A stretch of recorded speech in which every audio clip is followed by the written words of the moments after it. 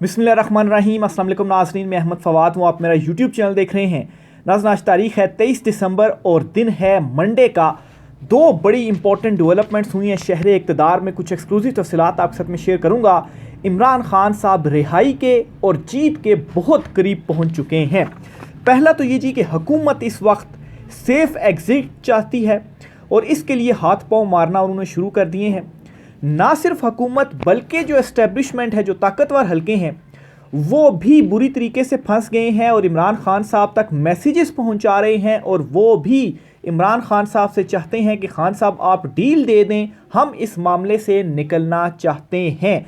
यहाँ तक कि मुलाकात भी हुई है इमरान खान साहब से जेल में एक ब्रिगेडियर की। इस मुलाकात पर इमरान खान साहब ने क्या कहा, मोहसिन नकवी के ज़रिए भी एक पैगाम इमरान खान साहब तक पहुंचाया गया। एस्टेब्लिशमेंट ने आर्मी चीफ आसिम मुनीर साहब जो हैं वो इस तमाम तर मामलात में क्या कह रहे हैं, कुछ अंदरूनी डेवलपमेंट्स और स्टोरीज़ हैं वो आपके साथ में शेयर करूंगा। लेकिन इन सारी चीज़ों के बावजूद इमरान खान साहब डील नहीं दे रहे और इमरान खान साहब ने अब मज़ीद ख़तरनाक बात कर दी है। ये बात इमरान खान साहब ने क्या की है, इस पर भी कुछ एक्सक्लूसिव तफसीलात हैं वो भी आपके साथ में शेयर करूंगा।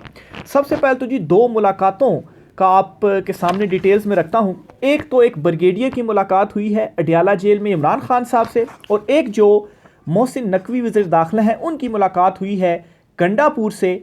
इन दो मुलाकातों में इमरान खान साहब से क्या कहा गया। पहले तो जी ब्रिगेडियर साहब की तरफ बढ़ते हैं। तो ये इम्तियाज़ गुल साहब हैं, सीनियर जर्नलिस्ट हैं, उनकी जानिब से ये जो ख़बर है वो दी गई है। तो इसके मुताबिक जी एक ब्रिगेडियर जो थे वो इमरान खान साहब से मिले अडियाला जेल में, और अडियाला में मिलकर इमरान खान साहब से उन्होंने कहा कि इमरान खान साहब आप हमें 9 मई के मामले के ऊपर जो है वो माफ़ी मांग लें तो हुकूमत आपको हम दे देंगे, यानी कि हम पीछे हट जाएंगे। आप हमसे 9 मई के मामले के ऊपर जो माफ़ी है वो मांग ली। इमरान खान साहब से कहा गया। माज़रत चाहता हूँ, लाइट चली गई थी तो वो टॉर्च जो है वो मुझे ऑन करना पड़ी। अब यहाँ पर सवाल ये है कि इस टाइम पे ये बात क्यों कही जा रही है कि 9 मई के मामले पर हमसे माफ़ी मांग ली जाए। देखें, 9 मई के हवाले से इतना बयानिया इस वक्त बन चुका है ना, और इतने स्टेप्स आगे लिए जा चुके हैं, यहाँ तक कि 25 मुलजिमान को सज़ाएँ भी सुनाई जा चुकी हैं। अगर इस मामले से पीछे होते हैं तो जो है वो ये एक हज़ीमत की भी बात होगी और मज़ीद जो चीज़ें हैं वो सामने आएंगी कि यार ये तो कुछ था ही नहीं, तो क्यों इतना जो शोर है वो किया गया। तो इस वजह से कह रहे हैं जी कि 9 मई पर माफ़ी मांगनी चाहिए, हमारे लिए भी आसानी हो जाएगी, हम भी हो जाएगा जी कि माफ़ी मांग ली, हम भी पीछे हट जाएंगे और एक जो है वो सेफ़ एग्जिट मिल जाएगा। ठीक है, तो ये मेरी अंडरस्टैंडिंग है। इमरान खान साहब ने क्या जवाब दिया, बहुत ही इंटरेस्टिंग जवाब था इमरान खान साहब ने दिया। और जो ब्रिगेडियर साहब थे ना वो भी हक्का बक्का रह गए कि इस तरह का रिप्लाई इमरान खान साहब देंगे। इमरान खान साहब ने पहले तो कहा कि आप कुरान पाक पर हाथ रख के कसम उठाएं और बताएं जी कि हमारी पार्टी ने या मैंने 9 मई के हवाले से कहा था जी कि जाकर जलाओ घेराव जो है वो करें। तो इस पर ब्रिगेडियर साहब जो थे उन्होंने कहा नहीं, इस तरह से तो मैं नहीं कर सकता। इसका मतलब ये है कि आप जो है वो आपकी जो साइड है वो ज़रा कमज़ोर है। फिर इसी तरह से जी इमरान खान साहब ने कहा कि मैं किस चीज़ की माफ़ी मांगूं, अलबत्ता मैं उन्हें माफ़ कर सकता हूं जिन्होंने मेरे ऊपर मुकदमे बनाए या मुझे उन्होंने गिरफ्तार किया या मेरी पार्टी को इलेक्शन से आउट किया। यानी कि सामने वाले आए थे कि इमरान खान साहब से कहें दे जी कि अब आप माफ़ी मांग लें तो हुकूमत आपको मिल जाएगी, हुकूमत आपके पास चली जाएगी। हुकूमत तो वैसे ही इमरान खान साहब जीते हुए हैं, मैंडेट इमरान खान साहब का ये, लेकिन ये कह रहे हैं कि 9 मई पर माफ़ी मांग ले तो मैंडेट वापस मिल जाएगा। तो इमरान खान साहब ने आगे से इनको देखें क्या जवाब दिया कि एक तो वहीं पर उनको खामोश करवा दिया कि आप गलत साइड पर खड़े हुए हैं, आप जो है वो कसम भी कुरान पाक पर हाथ रख कर नहीं उठा रहे कि मैं जो है वो इसमें इन्वॉल्व हूँ। और फिर इसी तरह से जी इमरान खान साहब ने कहा अलबत्ता मैं उन्हें माफ़ कर सकता हूँ जिन्होंने मेरे ऊपर केसेस बनाए या जो है वो मुझे गिरफ्तार किए, यानी कि वो माफ़ी मंगवाने आए थे तो इमरान खान साहब ने उन्हीं के आगे माफ़ी का मुतालबा रख दिया कि आप मुझसे माफ़ी मांगें। तो इसी वजह से ये इमरान खान साहब के साथ जो मुज़ाकरात हैं वो कर नहीं पा रहे कि इमरान खान साहब हैवी हैं टेबल के ऊपर। फिर सिर्फ इतना नहीं जी, मज़ीद ब्रिगेडियर साहब की जानिब से कहा गया जी कि हम मुश्किल में हैं और आर्मी चीफ आसिम मुनीर साहब जो हैं वो कहते हैं कि 9 मई पर जो माफ़ी हैं वो मांगें। तो इमरान खान साहब ने कहा कि इस्लाहात और एहतसाब के बगैर कोई समझौता नहीं होगा और इंसाफ के बगैर मैं इक़्तिदार नहीं लूँगा। यानी कि इमरान खान साहब से मिन्नत तरला किया जा रहा है कि आपको हम रिहा करते हैं, इक़्तिदार भी आपका है। तो इमरान खान साहब ने कहा इंसाफ के बगैर नहीं, इस्लाहात और एहतसाब के बगैर समझौता नहीं होगा। यानी कि इमरान खान साहब ने किसी किस्म की भी डील देने से इनको इनकार किया, और इनकार करने के बाद इमरान खान साहब ने कहा जी कि आप मुझसे माफ़ी मांगें। और इमरान खान साहब माफ़ भी अपने हवाले से कर रहे हैं, यानी कि जो गिरफ्तारी की या पार्टी को इलेक्शन से बाहर रखा या जो केसेस बनाए, जो ये 26 तारीख को गोलियां चली या जो वर्कर्स को शहीद किया गया, इस मामले के ऊपर इंसाफ होगा। ये इमरान खान साहब ने क्लियर जो मैसेज है वो दे दिया है। दूसरी जो मुलाकात है जी वो मोहसिन नकवी और अली अमीन गंडापुर साहब के दरमियान हुई, और इस मुलाकात के हवाले से ये इतलात सामने आ रही हैं कि पैगाम दिया गया मोहसिन नकवी की जानिब से गंडापुर को, और इस्टेब्लिशमेंट का पैगाम दिया गया, क्योंकि मोहसिन नकवी कौन है आप सबको मालूम है, कि हम मामलात को हल करना चाहते हैं और हम मुज़ाकरात करना चाहते हैं। इमरान खान साहब से कहें कि हमारे साथ जो मुज़ाकरात हैं वो करें, और हम चाहते हैं कि जो कशीदगी है वो कम हो। और आप इमरान खान साहब से कहें कि वो अपने जो बयानात या ट्विटर के ऊपर ट्वीट वगैरह करते हैं उसमें बड़ा ओपनली इमरान खान साहब बोलते हैं और सेंसर भी उसमें चीज़ें नहीं हो पाती, तो इमरान खान साहब इन चीज़ों में नरमी करें। तो ये दो मैसेजेस हैं जी जो इमरान खान साहब तक पहुंचाए गए हैं। तो एक तो ये हो गई जी। फिर इसी तरह से मज़ीद जो प्रेशर है ये क्यों किया जा रहा है इस वक्त? एक तो प्रेशर बढ़ता जा रहा है और ये मज़ीद फंसते जा रहे हैं। कैसे जी? एक तो प्रेशर इस तरह से बढ़ता जा रहा है कि जो आलमी दबाव है, ख़ास तौर पर बाइडेन इंतज़ामिया की तब्दीली के बाद, पहले तो जो रिचर्ड ग्रैनल थे उनकी तरफ से ट्वीट्स आ रही थी, अब एक और बड़ा काम हो गया है और यूएन ने भी रद्द अमल दे दिया है। जो 25 मुल्ज़िमान को सज़ाएं हुई हैं इस पर यूएन की जानिब से रद्द अमल दिया गया। उन्होंने तशवीश का इजहार किया है, और जो उनकी जानिब से यूएन की जानिब से जो रद्द अमल दिया गया उसमें ये है कि पाकिस्तान ने चूँकि एक एग्रीमेंट हमारे साथ सिग्नेचर जो है वो वॉलंटरीली किए हुए हैं, तो जो बुनियादी इंसानी हकूक़ हैं उनको इस तरह से वायलेट नहीं किया जा सकता, ये सज़ाएं नहीं हो सकती। और जीएसपी स्टेटस इस वक्त पाकिस्तान का ख़तरे में पड़ चुका है, और अगर ऐसा होता है तो पाकिस्तान तो माशी तौर पर मज़ीद जो है वो ऑलरेडी तबाही के धाने पर खड़ा हुआ, तो मज़ीद इसकी जो तबाही है वो हो जाएगी। तो ये एक बहुत बड़ी डेवलपमेंट हुई, और ऊपर से ट्रंप ने भी एक पैगाम दे दिया है, और ट्रंप ने ये कहा है जी कि हम तमाम बैरूनी जंगों से बाहर निकलेंगे। ये ट्रंप की जानिब से कहा गया है, और इस बयान का भी यहाँ पर ख़ास तौर पर जो ताकतवर हैं उन्होंने बड़ा असर लिया है ट्रंप का।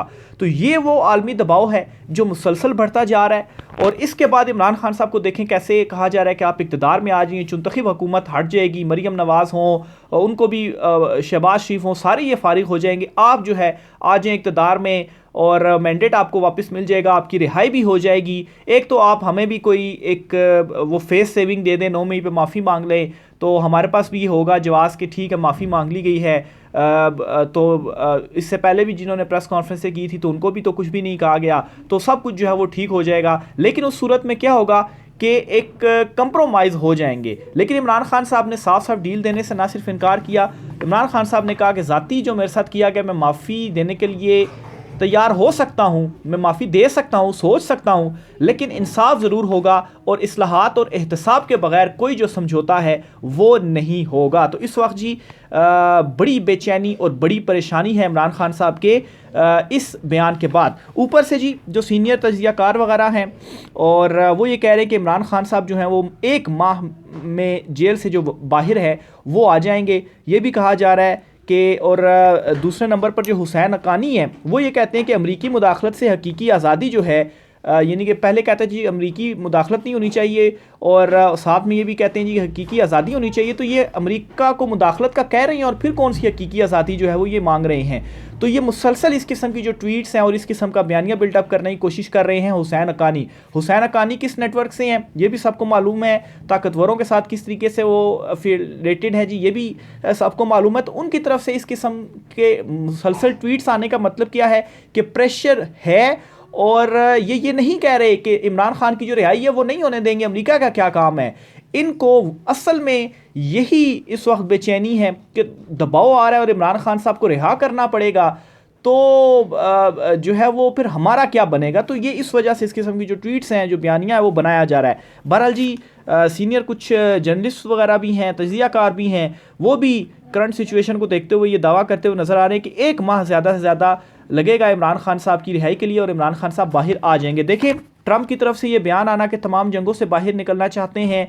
रिचर्ड जो है जिस तरीके से मुसलसल वो ट्वीट्स कर रहा है, ओवरसीज़ पाकिस्तानियों का जो एक दबाव है, वो जो कोशिशें कर रहे हैं अमेरिका के बाद, जो यूएन की जानिब से रद्द-ए-अमल सामने आया, ये वही यूएन है कि जिसने अभी तक वो रिपोर्ट 8 फरवरी के इंतखाबात के हवाले से वो सामने नहीं लेकर आया। हो सकता है कि ट्रंप के आने के बाद वो रिपोर्ट भी सामने आ जाए। और मैंने आपसे कहा था ना कि बाइडन इंतज़ामिया में जो इंसानी हकूक़ की वायलेशंस होती रहीं, तो तब तो यूएन नहीं बोला क्योंकि वो बाइडन इंतज़ामिया का हाथ था सरों पर, लेकिन अब वो हाथ उठ चुका है। तो अब अगर इस तरह की कोई चीज़ की गई तो बैरूनी इदारों का जो प्रेशर है वो आएगा। और देखें, इंसानी हकूक़ की तंजीमों का तो प्रेशर आया, लेकिन जो यूएन है उसकी तरफ से भी ये जो रद्द अमल है वो आ गया। और ये एक बहुत बड़ी तब्दीली है, आप कहें कि अमेरिका के अंदर भी। तो ये इस वक्त जी इनकी सारी सूरत हाल पड़ी हुई है और इस वजह से इमरान खान साहब से राब्ते करने की कोशिश और मैसेजेस पहुंचाए जा रहे हैं। खान साहब नहीं मान रहे तो गंडापुर हो गया, या अब एक मुज़ाकरात जो हैं वो शुरू हो चुके हुए हैं। आज से जी मुज़ाकराती कमेटी बनी है,